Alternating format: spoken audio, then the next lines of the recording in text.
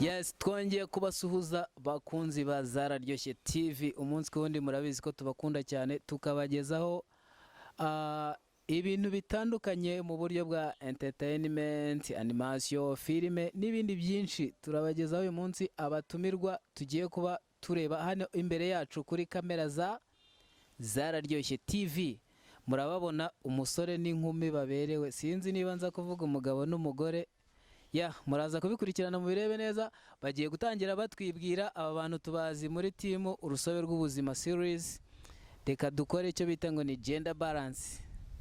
Mugiye kwibwira abadukurikiye. Murakoze, nitwa Umutoni Kevin, ako izina ryo nyirisha muri filimi ni Betty. Yes, mwamwumvise Mutoni Kevin ukina yitwa Betty. Turi kumwe na mugenzi wacu hariya ku ruhande aramwenya ariko dufite undi muntu utari bubashe kwivugira ku ruhande hariya. Biraza kuba ngombwa wenda baraza kumutubwira n'undi musitari muto cyane uhitinze kurusha abangaba. Reka babanze batwibwire. Murakoze, amazina asanzwe nitwa Bizimungu Delphin. Izina nkoresha muri filime ni Devon. Yes, Devon urakoze cyane. Ni kamera za Zararyoshye TV. Reka nsabe Devon uze kudufasha ikintu kimwe. Sinzi wenda biraturuka ku burenganzira bwawe. Ese buri gihe acting wambaye Ray-Ban? Biterwa na role ngiye gukina. Ntabwo igihe cyose ariko mba nambaye Ray-Ban. Yes, reka tugusabe urakuraho rineti gakeya wenda mukanyuraza kwisubizaho ariko abadukurikiye babashe kuba bakubona. Sinzi niba ubitwemerera. Kubera icyifuzo cyanyu cy'abafana bacu, reka mbikore, ndabubaha cyane. Yes, mwamubonye uyu mutipe turamubona, Bizimungu Delphin ukina yitwa Devon. Devon muramuzi abakurikiye filime. Ngiye ko narebye narumiwe. Ahantu hamwe dusanga yabaye mwiza, ahandi akaba mubi. Reka mbe nsimbuse gato ndaza kuvuga kuri story ye neza mu kanya gato. Turi kumwe na Betty rero ukina witwa Betty. Tumaze igihe tutakubona muri filime, tukubonye vuba cyane. Watubwira story yawe mu magambo atarenze amasegonda 15? Nkuko bivuze, ari mumaze igihe mutambona muri timu y'urusobe rw'ubuzima. Rero naranyarukiye gato muri Amerika kubw'impamvu nyine nawe urabyumva. Wow, tumuheruka yagiye muri Amerika. Ese Devon, uratubwira impamvu Betty yagiye muri Amerika avuye mu rusobe rw'ubuzima akaba yagarutse agasubira? Murakoresha umwanya ushoboka muto cyane kugira ngo tuze kuvuga stories zitandukanye kuri role zanyu, ngira ngo niko nabivuga. Nk'abafana bacu badukurikirana umunsi ku munsi barabizi story nyine kubarebye filime. Habayemo ikintu kitagenze neza cyatumye Betty mwohereza hanze bashaka umuntu ntwara. Betty bashakaga kumugutwara. Ibyo ni inkuru rwose umuntu warebye filime cyangwa se uzagira amatsiko yo kureba Betty na Devon uko inkuru yabo yari imeze. Byagaragaraga ko Devon bendaga kumurya gapepu gake habura gato, ati reka nigira inama nkoreze muri Amerika. None rero Betty, mbere yuko ujya muri Amerika arakuntu twakubonaga atari ko tukubona ubu ngubu tubona utangira guhekenya. Niba ari imyumbati, niba ari ibishyimbo ukaruka, ntago mbizi. Watubwira muri make mbere yo kujya muri Amerika byagenze gute? Nawe urabyumva nyine, hari ukuntu mwambonaga cyangwa nanjye niyumvaga, kandi murabona ko bitandukanye nk'uko nari imeze mbere. Ubu nabaye umuntu mukuru, nazanye undi musitari muri make. Ubwo hari ukuntu twakubonaga cyangwa uko twagukekaga na Devon? Hari ukuntu byagenze bigaragara. Urabimvugiye, twari tugiye kuvuga ku musitari mushyashya. Ese ko atari bubyivugire, muratubwira amazina y'umusitari? Turababwira nta kibazo. Umusitari mushyashya yitwa Agabe Rwema Davis. Agabe Rwema Devon? Davis. Wow, mubyumve neza, ntago ari Devon ni Davis. Icyo twabibutsa nuko turi muri filime. Ahangaha ni kubakurikira sinema nyarwanda. Mushobora kubana abantu bameze gutya, wenda mbanze nsobanura gato ukabona n'umudamu n'umusore. Ariko wenda icyo nafasha abadukurikira nuko ntabwo ari true story ngo bivuge ngo n'umugore n'umugabo.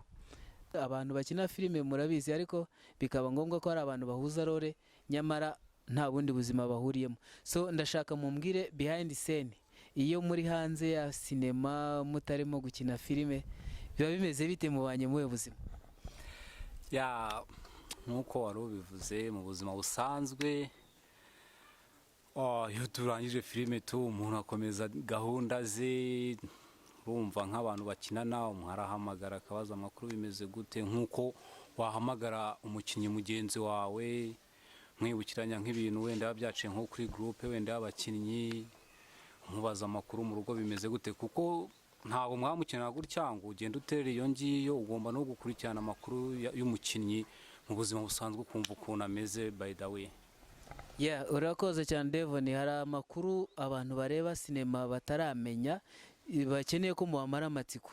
Hari ukuntu umuntu ashobora gukina n'undi baryamye, bari mu rukundo, noneho sana nk'abantu bavuga ngo mwakinnye muryamye, baravuga ngo behind camera byanze bikunze biriya bintu bibaho, mwatumara amatsiko? oya biriya ntabwo bibaho, nyine ni filime ni filime, muragenda kuko rero ariko imeze, muragenda mugakina, ariko ntabwo baryamana bya nyabyo, wapi. Kugeza uyu munsi abantu benshi Betty tumara amatsiko, kandi utubwize ukuri utandukane na Devon, abantu bazi ko niba mwakinnye muryamanye byanze bikunze bishobora kubaho, nibyo koko? nk'uko bivuze, abantu nyine barera amafilimi iyo babonye nk'umuntu akinnye role nyine nko mu buriri aryamanye n'undi muhungu, bibwira ko nyuma ya kamera hari ibindi biba, ariko ntabwo ari ukuri. Biriya nyine biba ari ugukina, kandi haba harimo inyigisho, rero ntabwo ari ukuri, ibyo bibwira ntabwo ari ukuri. Murakoze cyane, ubwo wenda abadukurikiye babyumvireho, nizere ko muduhaye inkuru y'impamo. Devon, wenda icyo nakongera kukubaza, ese filime mukina urusobe rw'ubuzima series, mu bigaragara muba mugaragara nk'abantu bakeye kuri style zigezweho, hari ikintu mumaze kugeraho? Ubwo ndavuga filime ibinjiriza iki, ibamariye iki muri rusange? filime iyo turi kwikina iratwinjiriza, by the way, ugahembwa. Byumvikana ko mwatangiye gufata ako kantu rero kuri channel yanyu cyane rwose, ntago ari ibintu twajya guhisha, akantu karaboneka tu. Yes Betty, rero nari nyikubaza, wagiye uri umwe ugarukana n'undi uri musitari, ngira ngo ni nawe ugiye guhitinga kurushaho muri role, turamubona. Ndagira ngo rero dufashe kuba wakwereka abakurikiye kamera zacu, ndumva n'abashaka kubyivugira, hanyuma watubwira niba watwemerera kumutwereka. Rero kumwerekana ntabwo byashoboka, kubera ko ashobora kuzakura atabikunda, ugasanga ntabwo bigenze neza. Bivuze ngo reka tube tubyihoreye, nakura aziyerekana buriya n'aba bikunze. Uratwemeje, nicyo bisobanura. Ubwo ni ukuvuga ngo igisobanuro kirimo ni uko wowe ubwe ari ufite uburenganzira bwo kuzihitiramo igihe cye nikigera.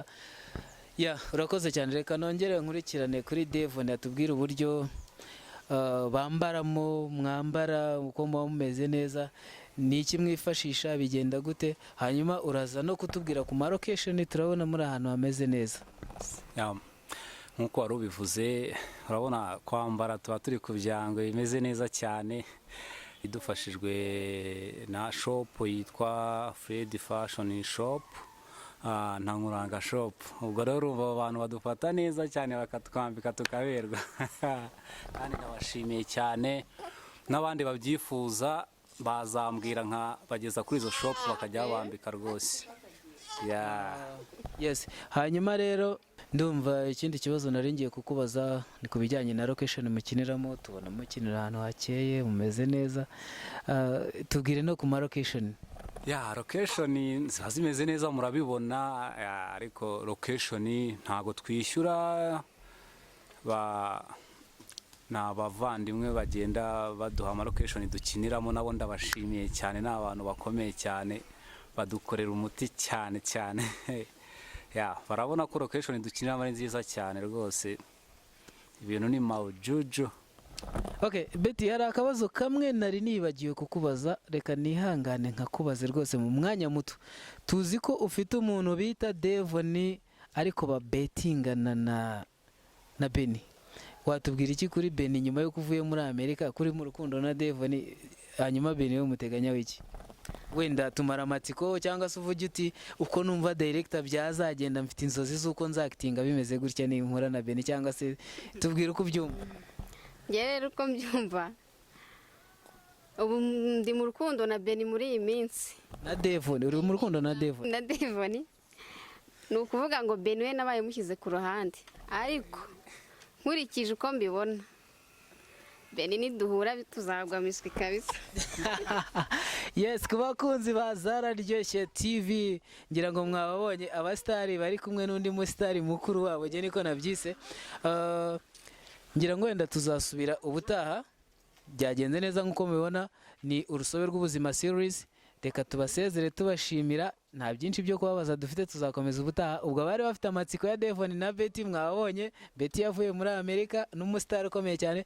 Yes, tukwibutsa ko rero niba ushaka kwamamaza ibikorwa byawe cyangwa se ukaba ufite igitekerezo cyangwa inyunganizi watugezaho, ni kuri